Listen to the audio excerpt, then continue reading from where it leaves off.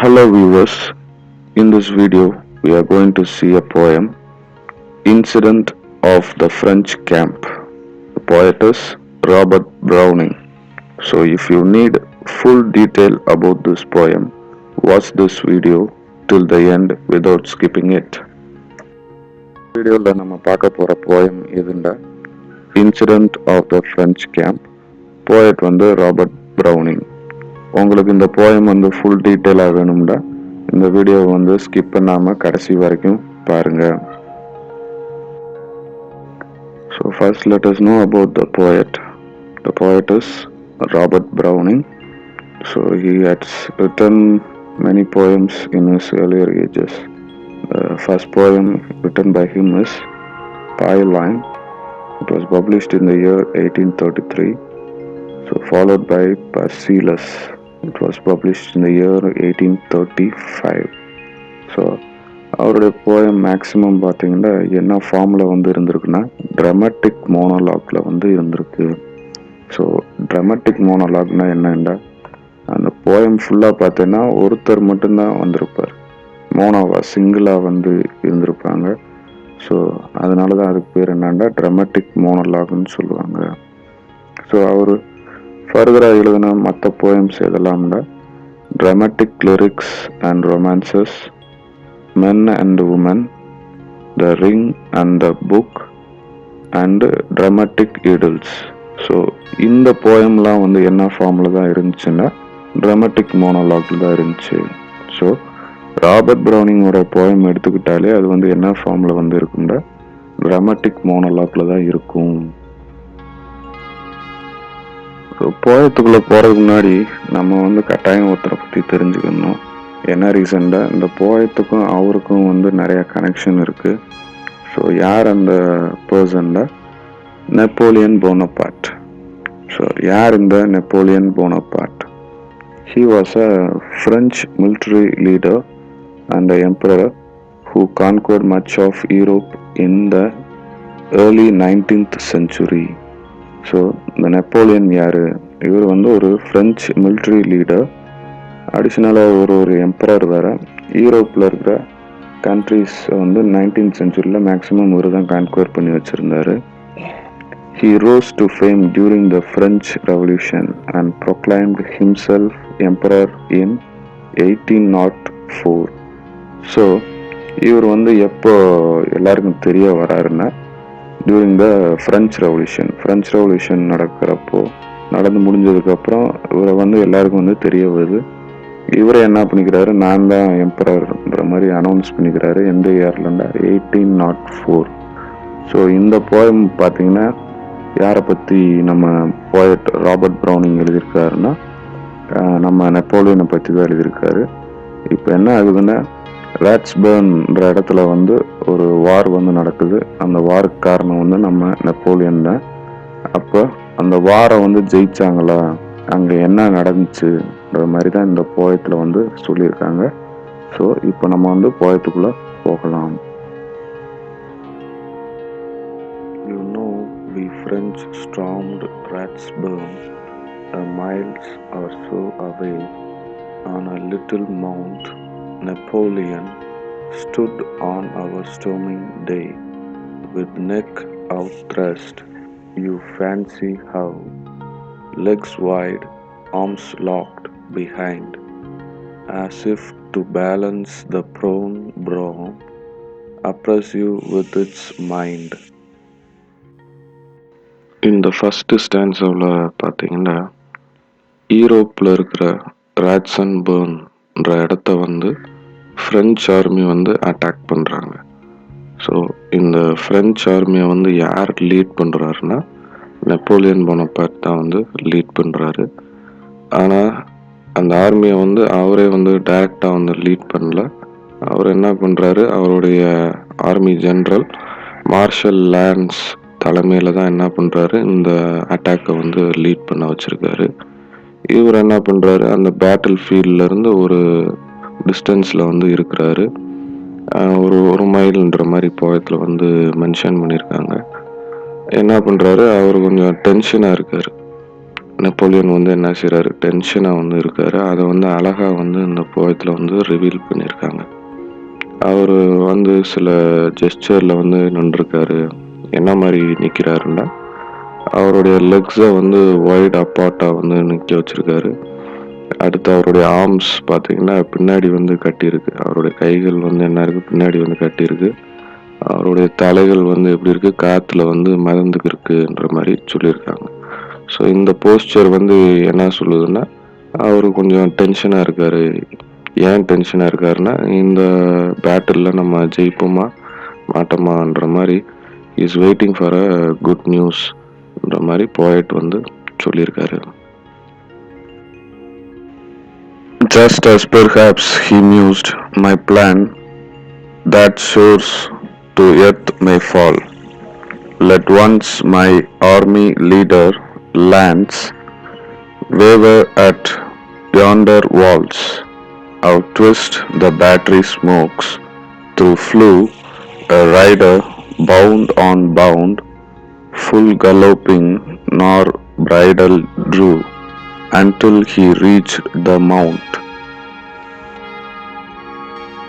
இந்த செகண்ட் ஸ்டான்ஸாவில் பார்த்தீங்கன்னா, நெப்போலியன் வந்து அவருடைய ஃப்ரெஞ்ச் கேம்பில் வந்து இருக்கார்.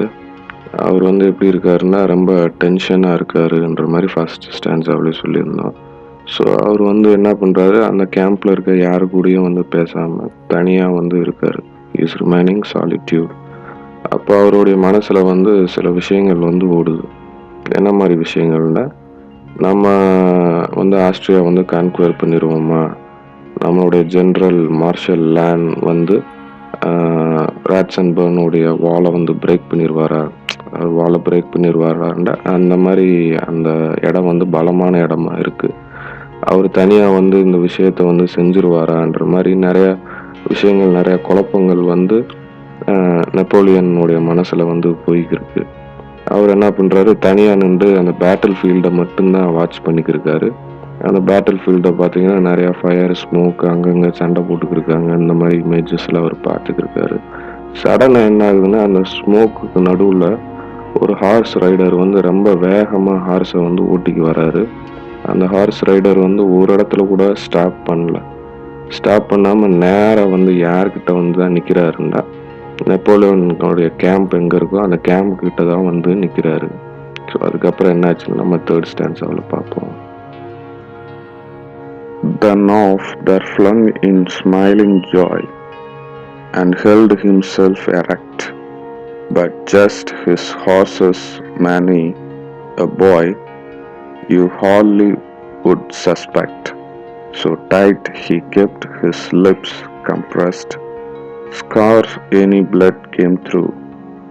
You looked twice ere you saw his breast was all but shot in two. இந்த தேர்ட் ஸ்டான்ஸாவில் வந்து பார்த்தீங்கன்னா, ஒரு ஹார்ஸ் ரைடர் வந்து என்ன பண்ணார், ரொம்ப வேகமாக ஃப்ரெஞ்ச் கேம்பை நோக்கி வந்துக்கு இருந்தார். எல்லாரும் ஆர்வமாக போய் யார் அந்த ரைடர்ன்ற மாதிரி போய் பார்க்க போகிறாங்க. அந்த ரைடர் வந்து என்ன செய்கிறாரு, அந்த ஹார்ஸ்லேருந்து இறங்குறாரு. இறங்கினோடனே எல்லாருக்குமே ஒரு சர்ப்ரைஸ். எல்லோரும் என்ன நினச்சாங்கன்னா, அது ஒரு யங் மேனாக இருப்பான்ற மாதிரி நினச்சாங்க. ஏன்டா அவ்வளோ ஃபாஸ்ட்டாக வந்து அந்த ஹார்ஸை வந்து ரைட் பண்ணி வந்திருக்காரு. ஆனால் அவங்க எல்லாருமே சர்ப்ரைஸ் ஆகிட்டாங்க, இன்க்ளூடிங் நெப்போலியன். ஏன்டா அது வந்து ஒரு சின்ன பையன், இஸ் அன் யங் பாய், வயசு வந்து கம்மியாக தான் இருக்குது. அவனை வந்து எப்படி பார்க்குறாங்கன்னா, அவன் வந்து அந்த ஹார்ஸ் ஹைட்டு கூட இல்லை. அவன் என்ன பண்ணுறான், அந்த வாரில் வந்து இன்வால்வ் ஆகிருக்கான். வர்றப்போ அவனுடைய ஜெஸ்டரை வந்து டிஸ்கிரைப் பண்ணியிருக்காங்க. அவன் வந்து எப்படி வரான்டா, அவனுடைய லிப்ஸை வந்து க்ளோஸ் பண்ணிட்டு வரான். என்ன ரீசன்டா, அவன் பேட்டிலில் இன்வால்வ் ஆகிருக்கான். அதில் ஏதாவது அடி கூட பட்டிருக்கலாம், வாயிலிருந்து ரத்தம் வந்துடக்கூடாதுன்றது கூட அவன் என்ன பண்ணியிருந்துருக்கலாம், மவுத்தை வந்து க்ளோஸ் பண்ணியிருக்கலாம்.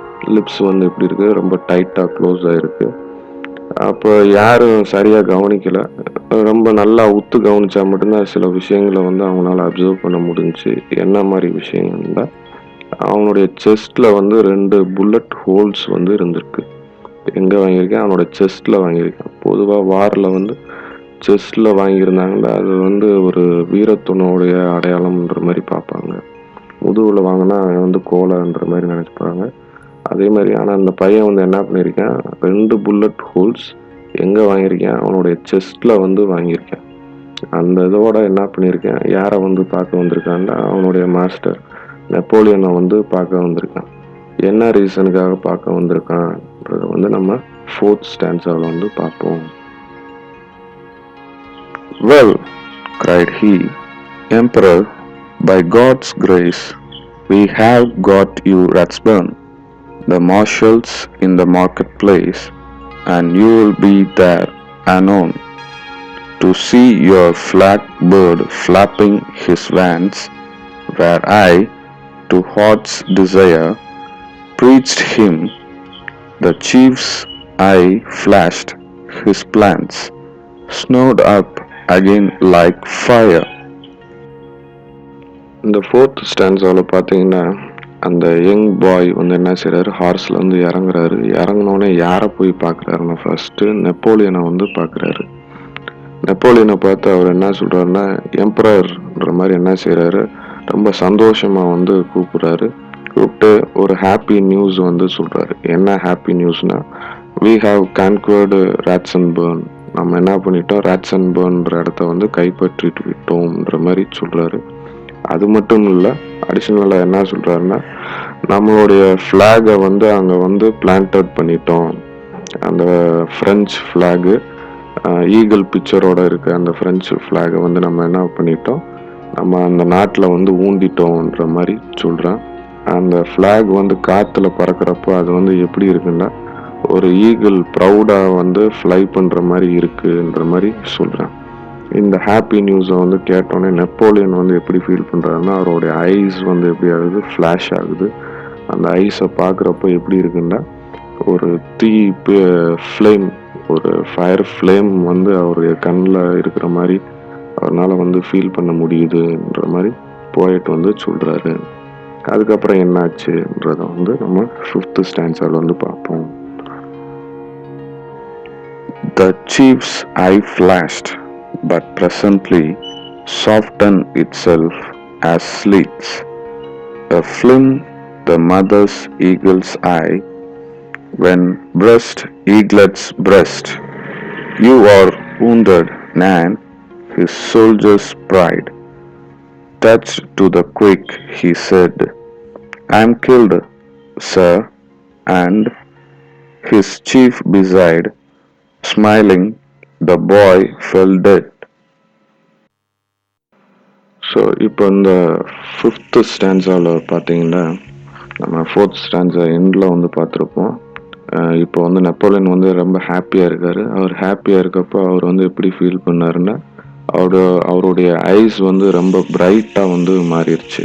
இப்போ நெப்போலியன் வந்து ஹாப்பியாக இருக்கார், அவருடைய ஐஸ் வந்து ரொம்ப பிரைட்டாக இருக்குது.